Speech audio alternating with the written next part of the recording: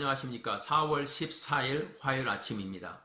오늘은 여러분과 함께 학개서 1장 5절로 11절 말씀을 중심으로 무너진 제단을 수축하라, 무너진 제단을 수축하라 라는 제목으로 하나님의 말씀을 묵상하기 원합니다.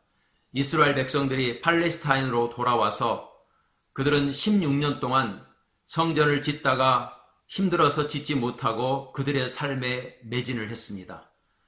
그러나 그들의 삶은 형통하기는커녕 뭔가 모르는 꼬임과 실타래가 풀리지 않는 삶의 연속이었습니다.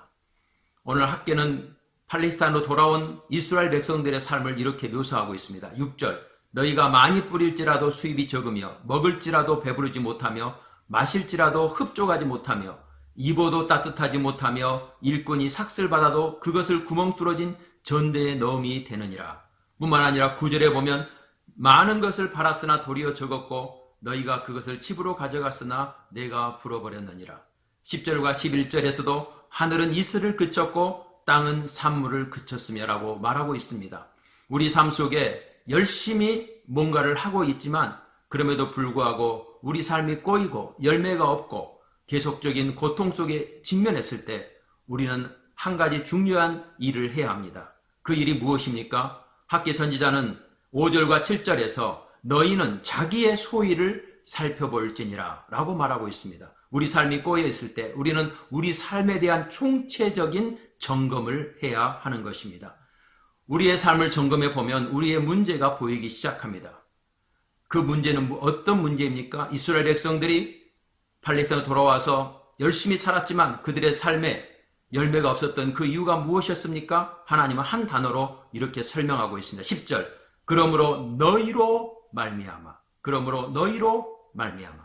문제는 주변 환경에 있는 것이 아닙니다. 나를 둘러싸고 있는 사람들에게 있는 것이 아닙니다. 바로 나에게 있는 것입니다. 이스라엘 백성들이 성전 지으려고 했을 때 사마리아 사람들이 반대를 했지만 그러나 사마리아 사람들의 문제가 있는 것이 아니고 또 시기나 환경의 문제가 있는 것이 아닌 것입니다. 바로 너희로 말미암아 나에게 문제가 있는 것입니다. 그렇다면 이 문제의 해결책은 어디에 있습니까? 하나님은 8절에서 이렇게 말씀하십니다. 너희는 산에 올라가서 나무를 가져다가 전을 건축하라. 그리하면 내가 그로 인하여 기뻐하고 또 영광을 얻으리라. 무너진 제단을 수축하라고 하는 것입니다. 하나님께서는 만유의 주제가 되시고 만유의 주권자가 되시며 우리 인간의 생사화복을 주관하시는 하나님이십니다. 그러므로 하나님과의 관계가 회복이 될 때 우리 삶의 모든 영역의 회복이 일어나는 것이죠.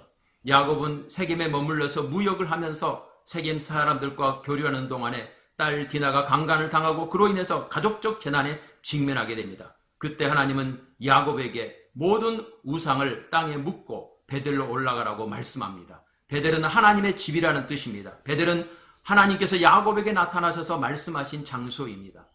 야곱이 베델로 올라갔을 때 야곱의 가정은 회복이 되고 하나님이 무너진 삶의 제단을 야곱의 삶 속에서 회복이 됐을 때 그의 삶을 형통하게 인도한 것을 볼 수 있습니다. 우리 삶의 문제가 꼬여 있을 때 우리는 무너진 제단을 수축하는 일을 가장 우선순위에 올려놓고 그 작업을 진행해야 합니다. 모든 문제는 환경이나 주변 사람들에게 있는 것이 아닙니다. 바로 나에게 있는 것입니다. 오늘 한날 나의 무너진 제단을 수축하면서 하나님과 영적 관계를 돈독하게 하고 그로 말미암아 생사화복을 주장하시는 그 하나님께서 우리 삶 속에 형통함을 주시는 놀라운 은혜를 덧입는 한날이 되시기를 주의 이름으로 축복합니다. 감사합니다.